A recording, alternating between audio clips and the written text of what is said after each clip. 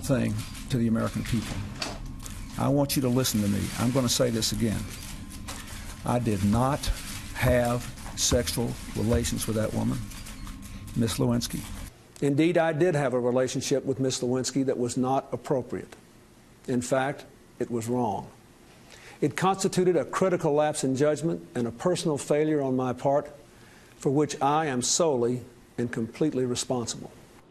That was President Bill Clinton's infamous lie about his relationship with Monica Lewinsky. For years, we have been shining a light on the allegations of sexual misconduct by President Clinton. And again, liberals have given him a pass for nearly 30 years. The women that have been involved, smeared, slandered, besmirched, thrown down the stairs, bimbo eruptions.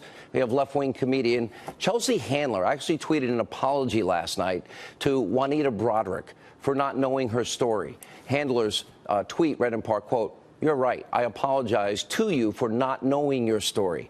Democrats, along with Republicans and the rest of the world's political parties, all need to do a better and respect at first-hand accounts of victims. I believe you. Joining us with reaction to my opening monologue and more, Fox News contributors Tomi Lahren, Jessica Turlove. You know, here's a guy, I call him Senator Grope. I mean, he's grabbing a sleeping woman's breast. This isn't an allegation. It's not a he said, she said. We have the evidence. Absolutely. We do have the evidence.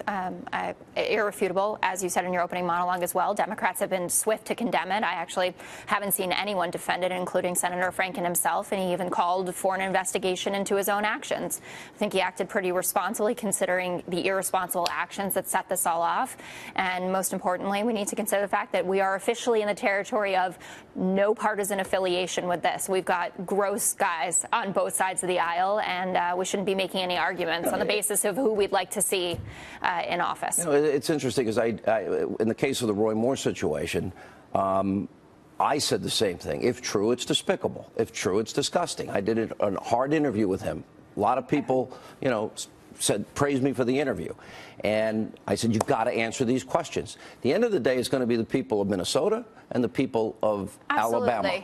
I think where the real difference is here, where you look at what Al Franken, how he's responded, and you look at a Roy Moore, you even look at what happened when Donald Trump was accused of sexual assault.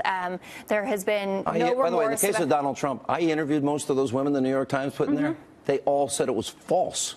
One after another. They all said I accused him of this, and I take it back. No, it never happened. They came on this program. Go back and look at that article. I brought many of them on this show, and they all said they were taken out of context purposely by the New York Times. Okay, well, I know that Summer Zavros is still moving forward with this. Either way, there is a proper way to deal with these allegations, whether you think that they're true or they're not. Would it be different if that was Donald Trump, that picture? Well, he would still be president. People heard the Access Hollywood tape, and you said in your opening monologue, what would the media be doing if this was Donald Trump? The media went crazy when it was Donald Trump, and they are going crazy when it's Al Franken. Didn't the media and liberals in this country protect the Clintons for 30 years? I mean, I haven't been alive and commentating that long. It would appear that way, yes. And there are a lot of more than it appears. They did. No, but this is also being led by a younger generation. I think that point is important. That Chris Hayes and Matt Iglesias. By the way, I gave him credit last night. And I think that that's important. There are people who did not grow up with the Clintons. They were not paying attention when he was in office. We know they got a pass even in 2016. They got a pass. She's lost 2 elections. Well, no. We got a pass because she took money from countries that abused women, killed gays and lesbians, persecuted Christians and Jews, and nobody wanted to hear when that second debate happened, and Juanita and Paula and Kathleen were there, Tommy. Well, and this goes beyond Bill Clinton. It goes to Hillary as well. And I know that the liberals hate it when we still talk about Hillary, but it's important if we go all the way back to Bill and then we follow it through Hillary. She just ran for president on the whole woman card, the whole female empowerment. Hillary is just as responsible as Bill was. As you mentioned, the bimbo eruption squads. Tommy, if Bill Clinton raped Juanita Broderick, I don't know how you can say that Hillary Clinton is just as responsible as Bill Clinton. Think about what you're saying here. I understand you want to say she enabled. Jessica, wouldn't that make her an enabler? If you have a bimbo eruption squad and you work to blackmail and discredit the accusers, are you not also responsible? No. There is responsibility, and then there is raping someone. They are completely different. You are conflating 2 very separate things, and I don't think that anyone I just got some breaking news. Senator Kristen Gillibrand of New York is now saying Bill Clinton should have resigned over the Lewinsky affair. Yeah. And here's the thing, the point that I made last night. I think you know more about the Clintons. You know Doug Schoen very well. I do. But the reality is, you have Kathleen Willey. I took the time and I went and interviewed them. I had the second interview that Juanita gave, first to Lisa Myers, then me. And nobody wanted to pay attention in the media. In this campaign, it was brought up. Hillary just, oh, it's old news. Is it really, when you say you're the women's champion in the world, you take money from countries that abuse women? She's never said that. She said women have a right to be believed, but she never commented on the women that accused her husband. Well, I think is that hypocritical on her part? Yes, it is, and she suffered for it. I mean, if you look at the female turnout for her, if you look at even what happened in the Democratic primaries, where Bernie Sanders won 18 to 29-year-olds, and I believe in 80% of the contest by a 6-to-1 ratio, you know that she was hurt by her brand of feminism, and that a lot of things that she was saying did not ring true to people. Again, I'm going back to what Tomi just said. It's really a separate issue to have been the wife of someone who's accused of rape and to have actually raped someone. I think that Clintons were certainly protected by liberals. You never saw an interview with Juanita Broaddrick? I did, actually. I did on the network last week. Did you believe her? It's certainly a compelling story. I've read a lot of accounts of this. I've read what Ken Starr said about it. Do you believe Kathleen Willey? If you believe that every woman has a right to believe. Jennifer Flowers was thrown down the stairs on 60 Minutes in '92, and it turned out Bill Clinton under oath had to admit he had an affair with Jennifer Flowers. Yes, I mean, he obviously had an affair with these women. I understand how serious these accusations are. If we are going to be the party of women's rights and our champions, but Kathleen Willey, Paula Jones, and Juanita were not. That was not consensual. All three of them. All right, Tomi, let's bring you in. Well, of course it wasn't consensual. And now look at this stuff. When we go back and we look at it, you have to set a precedent. And the precedent was Bill. And everyone wanted to look the other way when it was Bill. And then all of a sudden, when the Republicans, now the light's being shown on them, of course, we're still talking about Donald Trump.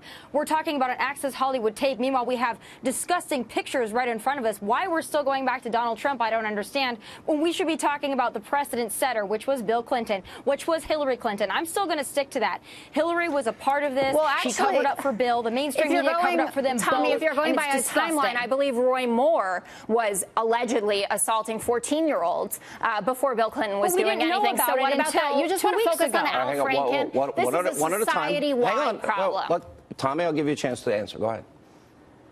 We didn't know about Roy Moore until 2 weeks ago. It might have happened long, long ago, but how long have we known about Bill? How long have we known this? And how long has the mainstream media shielded him, shielded Hillary, still said, I'm with her, female empowerment, first female president? I'm sorry, I didn't want that as my first female president, someone that had a bimbo eruption squad and worked to discredit Bill's accusers. I'm not with her, but still you stood by her. You were with her. Where were you? Where were the feminists, Jessica? Where were you? They were sitting right here in this chair. They were sitting all over the country supporting a woman who is advocating an agenda that would have made women's lives in this country better by raising the minimum wage, by getting quality, affordable health care.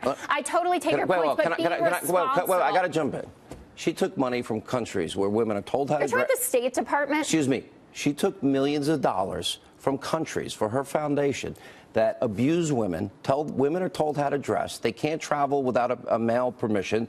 They can't vote in some of these countries. Marital rape is legal in some of these countries. Domestic abuse is legal in some of these countries. She took millions from those countries. Jessica, I think I know you wouldn't take a dime from people that have those beliefs, would you? Well, I don't work in that kind of business. I didn't ask you. If you had the chance, would you take a penny? You're also talking about when she was in the State Department. If no, you read I'm talking about for the Clinton. No, for the Clinton Foundation, which was her husband's foundation, when that money was taken. Excuse me.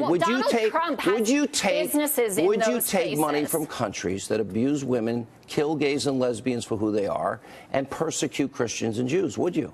No, there are better countries to take money from. But Donald Trump has businesses operating in those countries, as well as Jared Kushner. It's amazing how we're always back to Donald Trump. We really cannot stay on the Clintons. We can't talk about Hillary because it always goes back to Trump. Well, he has businesses where he's a businessman. You talk about, Tomi. Hillary, if you give up Hillary Clinton, I'll give up Donald Trump. Jessica. We'll try that for the segment. Let me ask you both a really tough question. We have about 20 seconds each. It's tough, though. Tomi, I'll start with you. What do you do in these cases when it's he said, she said, and then it becomes he said versus she said, she said, she said? How do people, because I think it's important that people know truth, how do you get to the truth? I don't know how you get to the truth, but I'm hoping if there's a silver lining in all of this is that the young women on either side of the political divide will find the courage to speak up and not wait 20 years. I think that moving forward, that's going to be the best solution. So if you have an issue of a problem, someone touched you, you didn't want to be touched, say something as it's happening, because we're in a climate right now where you have the opportunity to stand up. And so I would hope that women across the board would be able and be empowered enough to do that at this point. 20 seconds. I agree with that. Women in this country are having a moment, and I think it's incredibly important. Suddenly people are interested in hearing their stories. And I would also add that there are a lot of industries that are not being paid attention to. We happen to work in media, and media and politics is shiny and bright, and people will pay attention to that. With Hollywood, but there are the music industry. Absolutely. There are countless people who are working in fast food restaurants who are getting harassed every day, who are, working in homes and not being treated properly. So speak up and use whatever platform you can. Thank you both for being with us.